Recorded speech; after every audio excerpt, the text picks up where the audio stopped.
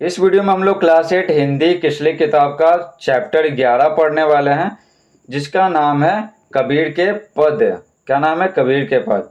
तो इस वीडियो में हम लोग इस चैप्टर का A to Z question answer solve करेंगे। तो चलिए बिना समय गवाए वीडियो को करते हैं स्टार्ट। तो देखिए प्रश्न अभ्यास पाठ से।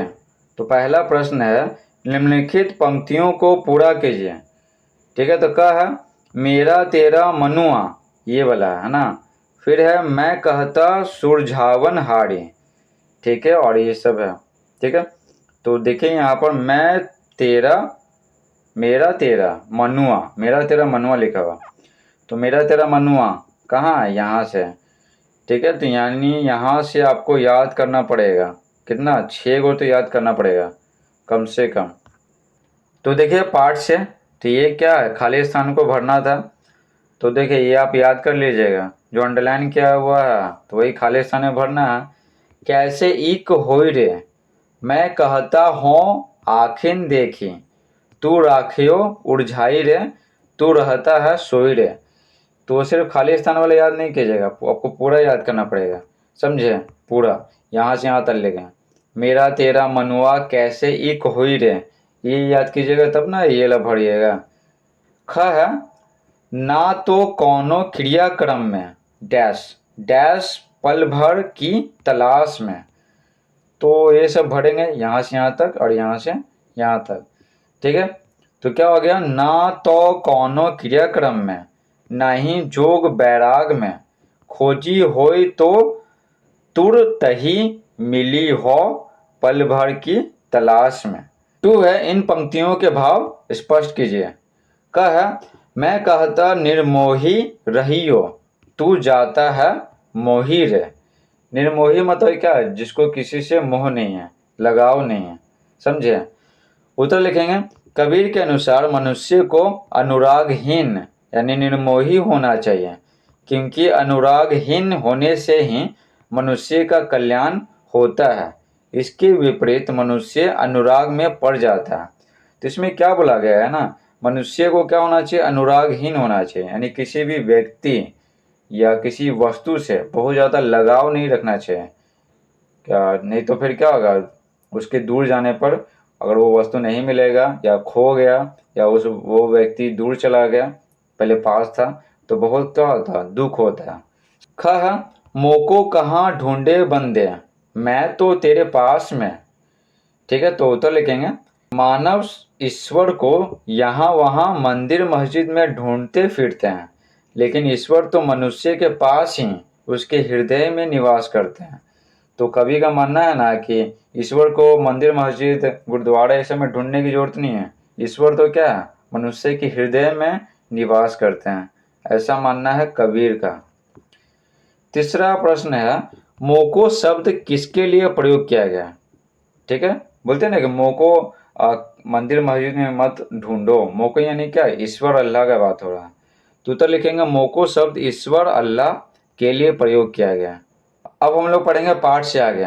पहला है, कबीर की रचनाएं आज के समाज के लिए कितनी सार्थक और उपयोगी हैं, स्पष्ट कीजिए। तो कबीर है ना बहुत पहले लिखे थे, समाज का जो चल रहा था ना समस्या उस पे।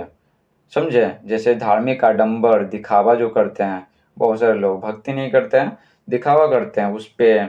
ठीक है, ये सब चीज़ें तो स्पष्ट कीजिए। तो कबीर की रचनाएं बहुत पुरानी है लेकिन अभी भी उपयोगी है, अभी भी इसको लागू कर सकते हैं आज के समाज पे। तो उत्तर लिखेंगे, कबीर की रचनाएं आज के समाज के लिए अत्यंत सार्थक या उपयोगी हैं। यहाँ आज भी वहाँ आडंबर है। तो आप देखते होंगे बहुत सारे जो अमीर व्यक्ति है तो बहुत बड़ा भंडारा रखता है, बहुत बड़ा दिखावा करता है, सोना चांदी चढ़ाता है, तो उससे भगवान प्रसन्न हो जाएंगे? नहीं।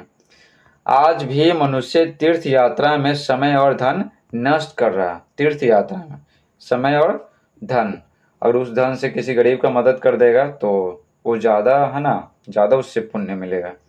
जो भूल है, जो भूल है यानी तीर्थ यात्रा में समय और धन नष्ट करना भूल है। किसके अनुसार?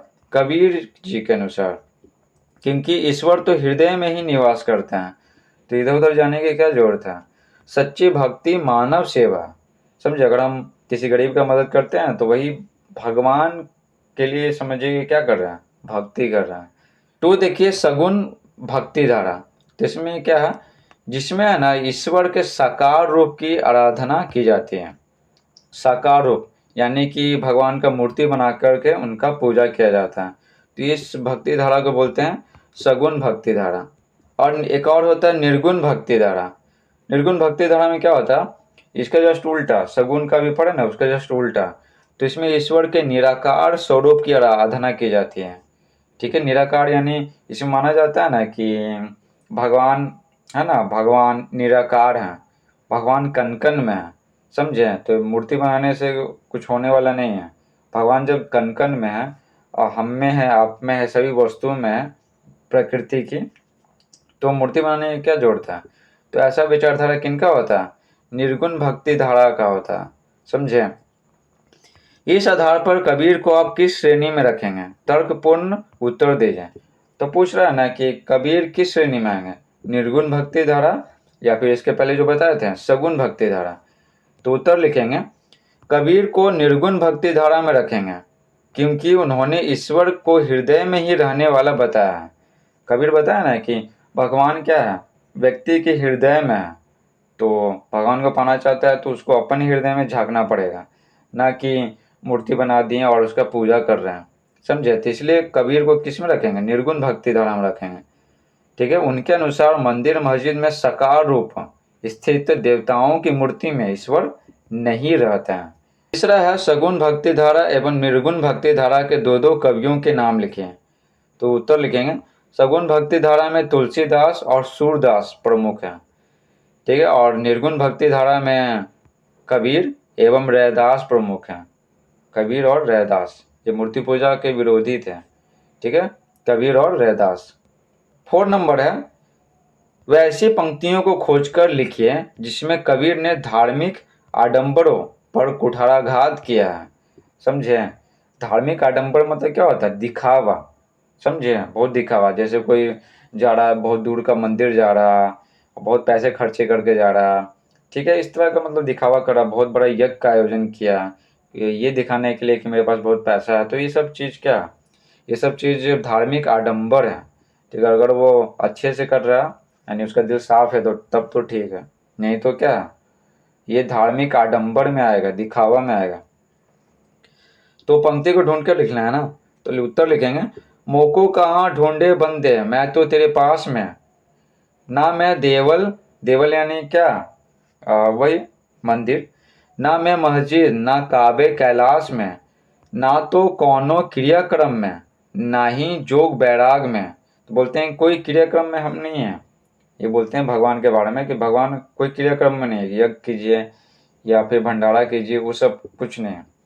खोजी हो तो तुरंत ही मिली हो, तुरंत ही मतलब तुरंत, पल भर की तलाश में, कहे कबीर सुनो भाई साधो सब सांसों की सांस में। तो बोलते हैं कि भगवान तो सब जगह है ना, भगवान के हृदय में है, सांसों की सांस में है। तो क्या बोलते हैं, मंदिर मस्जिद काबे कैलाश जाने की जरूरत नहीं है। इस प्रकार से पूरा अध्याय समाप्त होता है। Thanks for watching.